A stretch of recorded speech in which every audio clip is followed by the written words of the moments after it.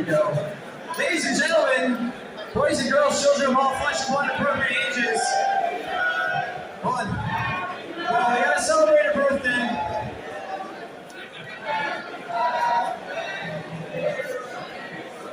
I don't hear everyone singing. Happy birthday to you.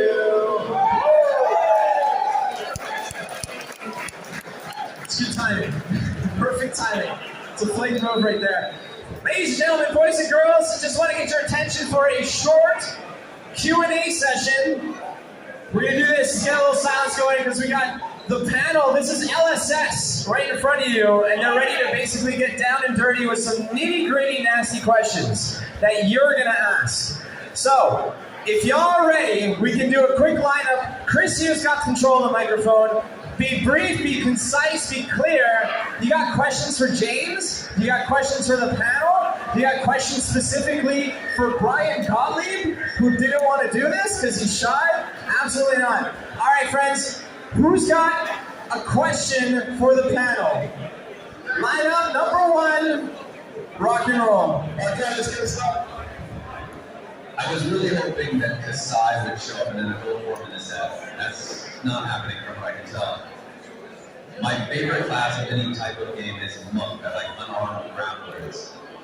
Is that going to be something that we see in the future, or should I just main Arachne for the time being? So you say over about Kasai. You can say that, but yeah, obviously, the Kasai that exists at the moment, she has like the suffix on her name as well, which probably brings us to even a word for that particular version of Kasai, but in the future, who knows, there may be something. When it comes to Monk, what do you reckon? Who wants to answer this one? Should this be just make it a rank name or that for Monk? I think it should make it a rank name. Alright, so no Monk on the menu for a while. I'm going to just sneak one in here, James. I got to ask you, we got everybody out here from LSS. Now, this one's not necessarily for you, James. This is more for you guys. If we can just go right down the panel. I want to ask you guys, so you give you an opportunity to also introduce yourselves and what you do. But tell us your name, what you do at LSS, and what it's like to have James as a boss. I think that's not a battle question right now, so... Hey everybody, my name is Joshua Scott. I'm the Rules and Policy Manager of LSS. I write the comprehensive rules that most of you read at night. So, having James as a boss has been a dream, really. It's just been amazing to be able to work in a... no, honestly, it's so great to be able to work in something that brings people together, and we're doing a bit of back and forth, and eventually I will relate to James's vision. So, it's part of the process, and I'm just glad to see everybody here. Don't applaud for he makes the rules. Hello, I'm Jay. I'm the lead content artist at LSS. And James is a great boss. Actually, I think I'm the best company, the first employee at LSS. I made the LSS logo and everything in the I'm trying to be crazy. I'm so lucky that MJ just says slapped me or something, and nitty-gritty things like, can we just change that tiny little thing there and there and there? It just never ends, but thank you very much, MJ. You did an incredible job, and thank you for putting up with my constant requests.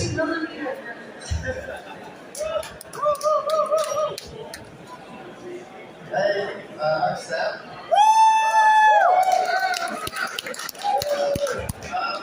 I'm the assistant art director / student artist in the team. I'm one of the newer members, so Andrew really helps me out a lot of stuff. And yeah, James is terrified. He's the sweetest guy. No, he's the sweetest guy ever. I keep saying this, but I often get annoyed answering questions and stuff from people, and when I ask what to do, they always just say, yeah, it's just so,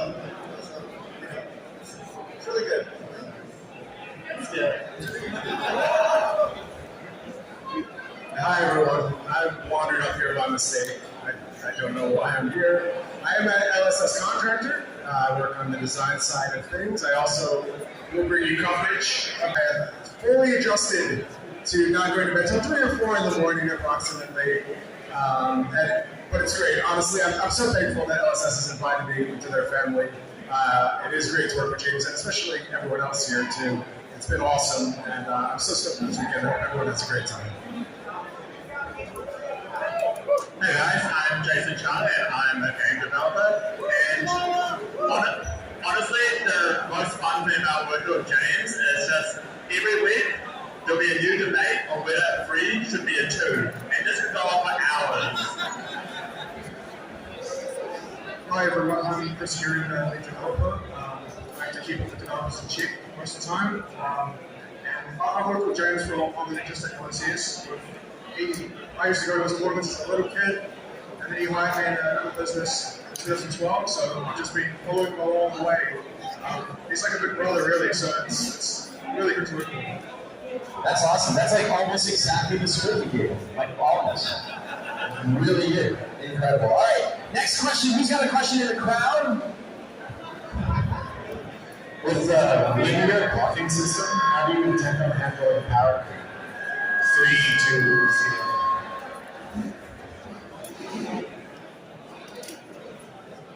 Jason, this is a great question for you to answer.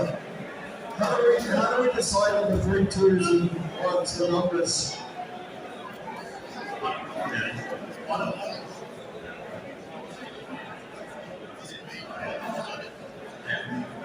Honestly, power creep is something that exists in our game and exists in like every market, and it's probably the hardest thing to deal with. You have to kind of like quantify how much each point of stat is worth, and it's something that like there's like countless discussions on like how much of the limit can we actually make on a card and how good it can be, because we're a card and that redraws our hand every single turn. You can't just break the card, like say we're in World, for example, you can't just have it at 5 power because you feel like it. Like maybe it's a ranger card and you feel it needs to be more powerful. You can't just give it the extra power. It doesn't work in our game. So what we need to do is find more innovative ways to give Ranger powerful things without actually power creeping the game. So an example would be Rangers is constrained by arrows, but basically power cards like 3 of a kind that actually push Ranger over the top without just being like lazy design and being like, yeah, have the 5 power arrow with no consequences. Also, we got some first questions from Delio, and you're from the United States. Where are you from? This is the world's. Portland. Portland. Never been?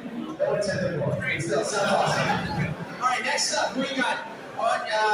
Where's Chris? Chris has the microphone. There we go. All right, so tell us your name and where you're from. My name is Justin Selke. I'm from Springfield, Illinois. My one question is, when are we going to get Cold Foil Youngest Ale? Great question, actually. On the plane flying over here, I was just looking at some of our marketing materials for Q1 next year, and Cold Foil Youngest Ale is on one of those programs. I don't really think it was one of those, but it's on one of those programs, so I think it's Skirmish. Skirmish season 6. Skirmish season 6, Cold Foil Youngest Ale. Check it out. Skirmish season 6. For the 3 people who want to play together. And I think they're all there. Yeah, there they are. All right, Chris is going through the crowd. You got a question? Just tell us your name, where you're from. Oh, as. There we go.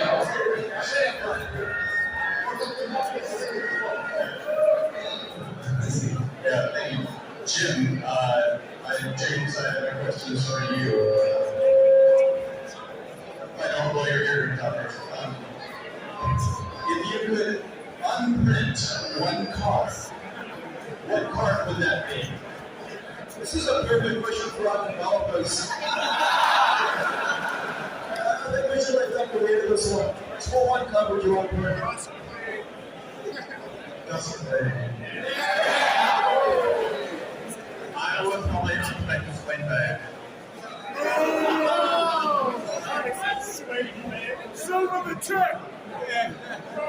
I feel bad picking a card that was before my time.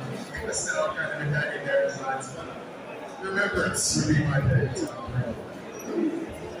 I kind of got to this screenshot of Fruitcom Box's interview earlier this week. You should check out that channel, by the way, if you haven't. Fruitcom Box on YouTube, great channel. And my answer was Macho Grande and Thunderquake for exactly the same reason of just like giving Guardian these like big blue impactful attacks. I was sure we can unprint those cards. Macho Grande is actually not all that freaking out. Yeah, it was, yeah. Just in your days in the circus, James. Absolutely. Alright, who's got one for the panel? Where's Chris? Chris, run around. We need like a balloon hanging from us, wherever it is.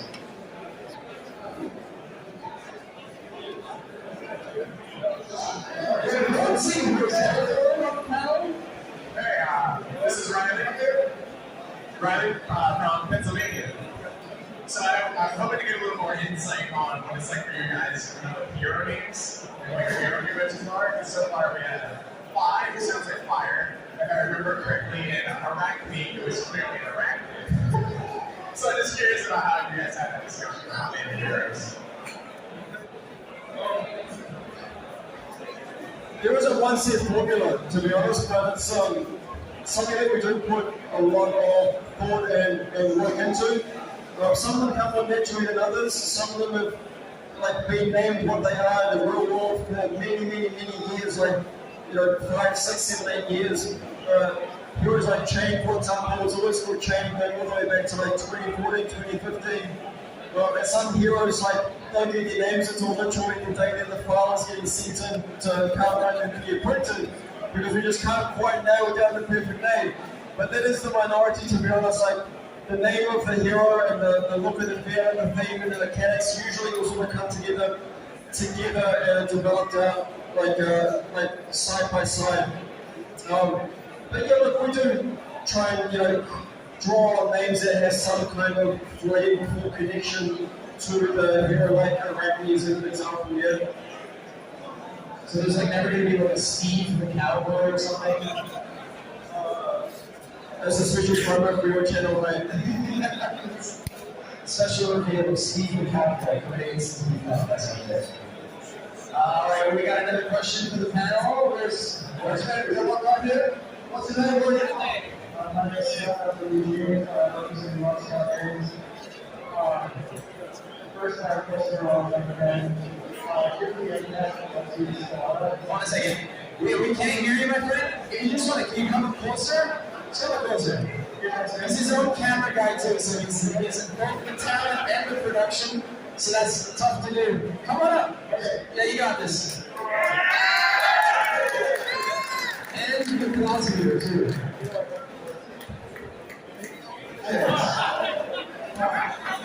Given the impact and this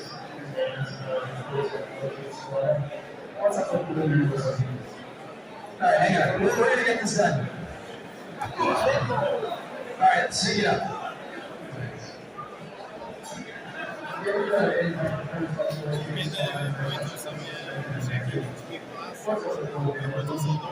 Okay, so some people are going to be very anxious about this question. He's saying, because cards that impact like Bloodsheen Skeleton getting banned, what the hell is up with the little minnowism? I thought so.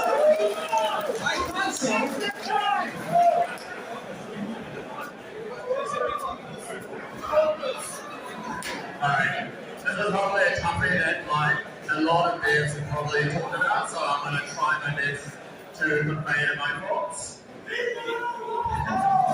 So it's not only belittling minnowism that just has a lot of spotlight on cards that should be banned, or like as in like when people talk about cards that should be banned, they'll speak up to belittle minnowism. But belittle minnowism has just been like a core part of what aggro decks are able to do when they are going to actually pitch. So from Monarch onwards, any aggro deck that wants to pitch and have access to pitching actually really wants to have Belittle Minimalism. If Belittle Minimalism did not assist, you're going to start to see all these aggressive decks pivot more towards not pitching at all, which is not necessarily where we actually want to go in our game.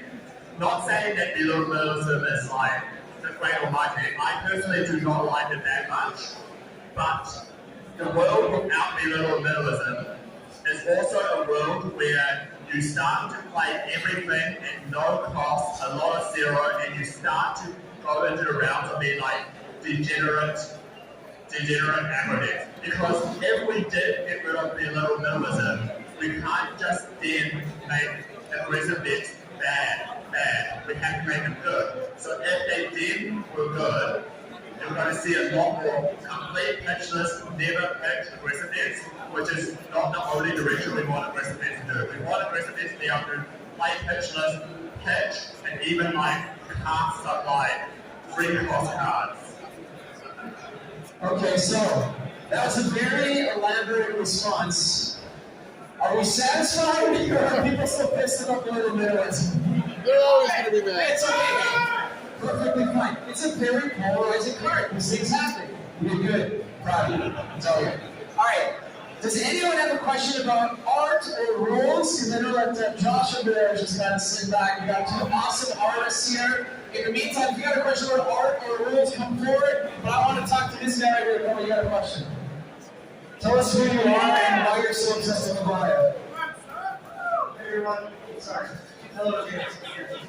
Hello, Larry Stark here. It's an absolute privilege to be here. It was so much fun. My name is Ethan Van Sant. I run the Van Sant YouTube channel. And yes, I'm only a little bit obsessed with Maya. That's shout out to the art staff who put her together. She is intoxicating. I love the look back and forward of it. The Eldritch theme. It's so cool. My question, however, is would LSS internally consider Maya to be underpowered? Do you see her that way? Or what are your thoughts on this? Okay, so the question is, does LSS consider Leviathan to be underpowered in anyone's hands but his? Probably, that's what I'm saying. No. So, look, we also have a major Leviathan advocate sitting right here. This man, Mr. Jason Chung, plays a lot of Leviathan and he does a lot of winning with it internally, so I think he probably has a few things to say about it, but I want to just throw about 2 cents in there. Like, it was really late in development that we really did nerf Leviathan, right? Like, you're going to play Chris and I for this one, but Leviathan was way overpowered and she got her wings clipped. And we're slowly sort of like, you're going to see her get juiced back up over the coming, little bit. But even still, even in her current state, I think Little Fire is an interesting hero. Maybe Jason can talk more to it. Honestly, other than Kano, Leviathan is my favorite hero. Leviathan has 2 things that it can do that no other hero in our game can do. Leviathan operates at a level where it can manipulate Graveyard and Vanish Zone by replaying the same cards over and over again.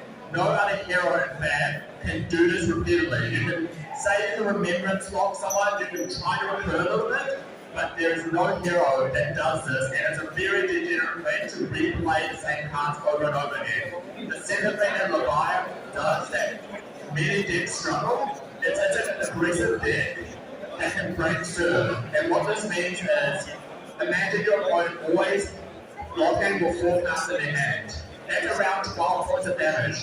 Leviathan sometimes you attack with 6, maybe 9, but when you roll for a Leviathan, you break serve and deal more than 12. This means you guarantee damage through.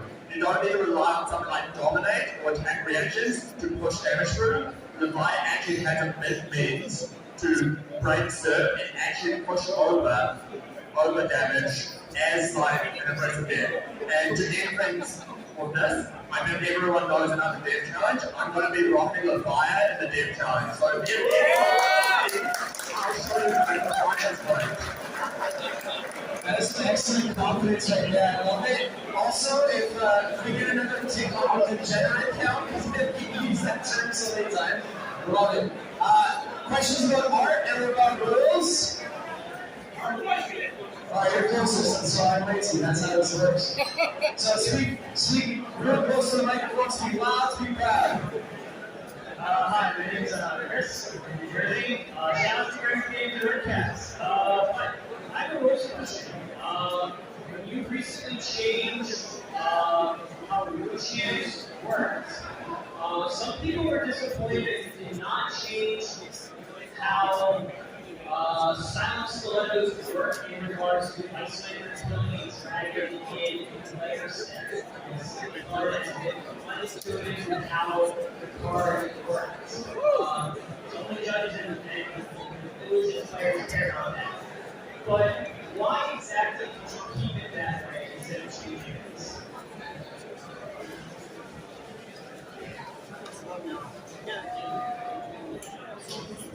That's an easy one, dude. Come on.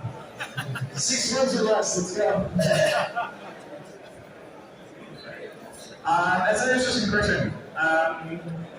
I think more of the point is that from my perspective as rules and policy manager, we use erratas very carefully. Obviously, when we print cards, it's already out in the medium, it's already out there with those multiple players, and when we use an errata to be able to correct something like that, it's usually done in a way that sort of keeps the intention of how the card was originally meant to be made. When something like stilettos comes out with a specific wording, specific printing, it makes no sense to go ahead and errata that so that when you read the card, it changes completely. Things like Briar with the token rarity, obviously we can start to make exceptions. Things like rune charms and printing tokens, obviously we can reprint.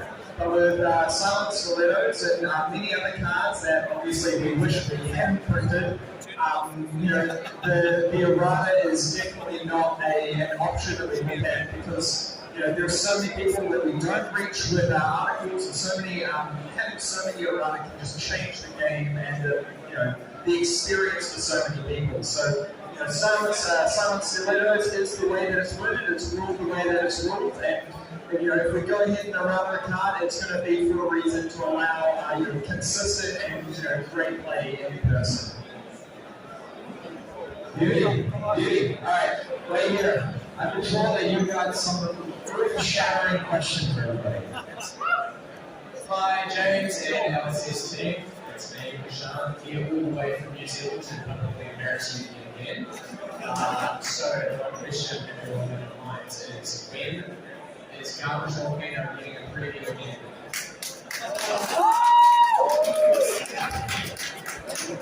That's a tough question. I do have a soft spot for Garbage Volcano. I do. I'll put it on the short list, mate. For next set. I'm not promising anything. Not promising, but I'll put it on the short list. That's what I've been telling you every second. I gotta be persistent. Don't give up. That's the Kiwi way. Persistence. Alright, I do have a real question for you, Jay. What is your favourite hero art in the game? What do you feel the strongest connection to?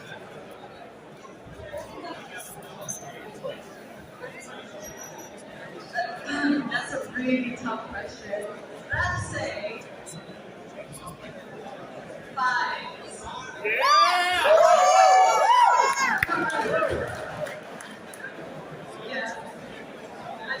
I love impressionism, so anything that's kind of heavy, yeah. And then what about, what's the most special piece of hero art that you have been involved with? Because MJ has a concept that so many of the heroes that you guys have come to know and love, all of the original concept sketches and look and feel, front, back, side, all of it. And then those get shipped out to the artists to then craft into what you guys know and come to life on the hero card. So MJ, what's the most special hero to you that's gone on that journey from the concept thing that you did from your mind to the real world? Definitely Dorinthia. From Monterey, like the very first hero that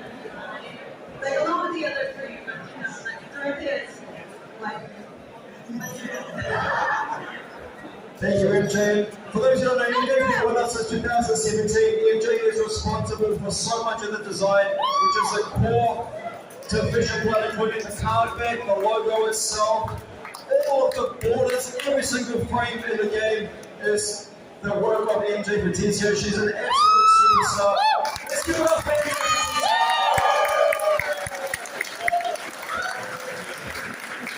Awesome. I got another question right here.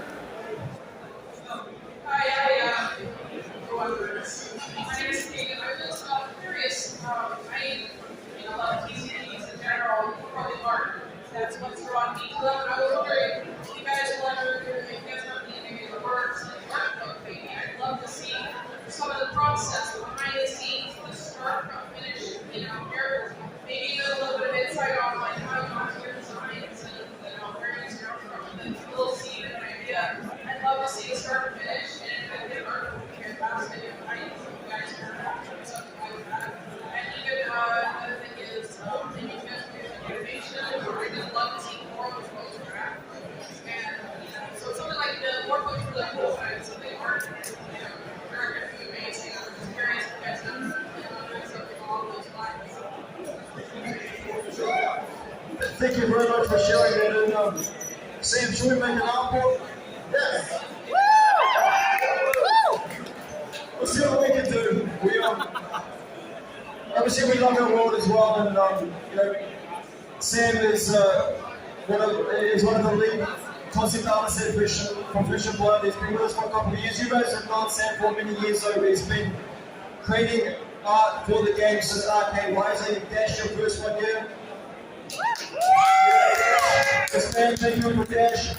He's helping to build the roads that we are releasing going forward. So I think there's a good chance that you're going to see some beautiful books and other mediums to showcase the world and the incredible work that Sam and MJ are putting out. I got time for a couple more. You're up, man. Hello, my name is Max. I'm from Germany. My question is about flavor text. So I noticed there's still quite a few cards that have like a little space on them. And I was wondering if there are like plans to have like more and richer flavor text in the future. Also ideas like having like different colors of the same card, and you have like different text to either like tell a story in 3 pages, things like that. Thank you.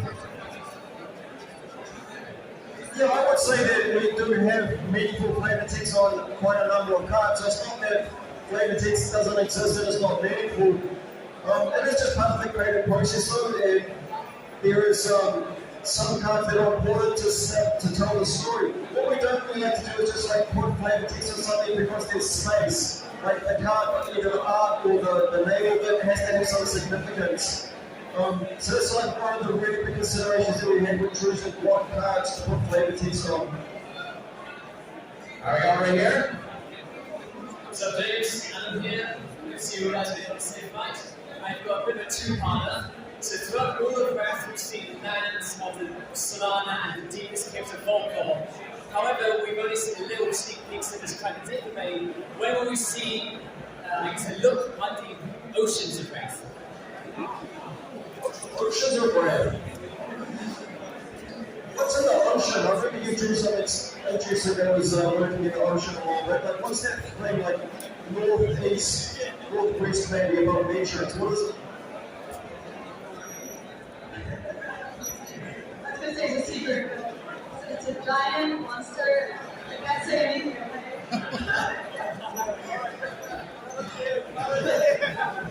It's Stephen Albert. He's living on an island. You might be surprised. There's like a little bit of waterworld stuff coming through next year that might interest you. Stay tuned. Sweet. That sounds exciting. Also, I guess the second part for you, Sam, regarding exploration of these regions and characters, like through a crazy amount of different ways, how do you best find continuity art? Do you go like a gut feeling? Is it pure communication or teamwork? Or is it just like you can?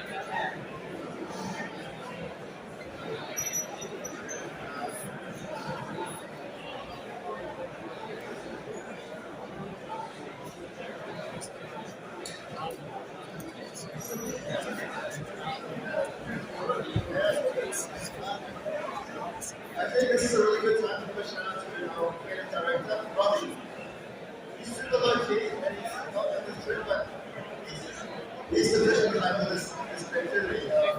So it's like I guess the inspiration behind the characters and stuff as well. So much as for Robbie. We should really go to edit the filter scout first and we give our 2 cents and we argue with them and we try to figure out stuff in. But yeah, Robbie is the one to give this shout out. Yeah, terrifying. Yes. Good job. We got one more. Hello, I'm Arthur. I'm from Canada. I'm in Japan. We know each other. So you teased us on Mangle, and then you teased us on Pulverizer. When do we get Jarl as a playable character? I want to rip some people in half and cleave them with my axe, and just get real bloody with it. No, I hear you. And, we were actually having a conversation about John Ferrari about a week ago. So he's in our consciousness, floating around at the moment, seeing if there's a suitable place to bring him to life. I know he's a badass guy. I want to smash him skull for that guy as well. So bear with me. Alright, so I'm going to take it because, I'm here. I've got a little second question too. My question is for Brian, because you've been eyeing, you didn't want to do this, or kind of, you have your fingerprints on all over the next set, but you got a little in Dynasty, alright? What is your favorite or most proud card that you designed from Dynasty, and is there one card maybe from the next set that you just so worried to tell us about? Woo! I'll answer the second question first. Yes. Okay, now I'll go to the first question. And it's so hard to claim like any card is my own because that process is so collaborative. It doesn't really work that way. Like even if something is, the final touches are put on, I mean, there's always so much groundwork and like foundation stuff. Obviously, all the foundational work that Jake's done over the years and the creative team has done over the years. But I do have a very clear memory of messaging, I think James and Chris, when I first started working with them, I asked if they knew the wire. And the reason I asked that is I wanted to make them familiar with my favorite homework from the wire. If you come at the king, you messed up this. And Regicide was very much influenced by that idea that if you're going to try and assassinate the emperor, you better not fail, because things will be very tough for you. And that is actually where you win the game, you lose the game, you lost came from. So. I love it. I love that. It's my favorite part that you said. Ultimate missions always get enjoyed. Ladies and gentlemen, thank you so much for your questions. There's more food, there's more drinks. Be safe, be kind. James, no, that's it. All right. Send them up for the food and the drink. Let's go. Thank you all for being with us today, and I look forward to seeing you all at the convention center over the weekend, and enjoy the rest of the evening. Thank you again.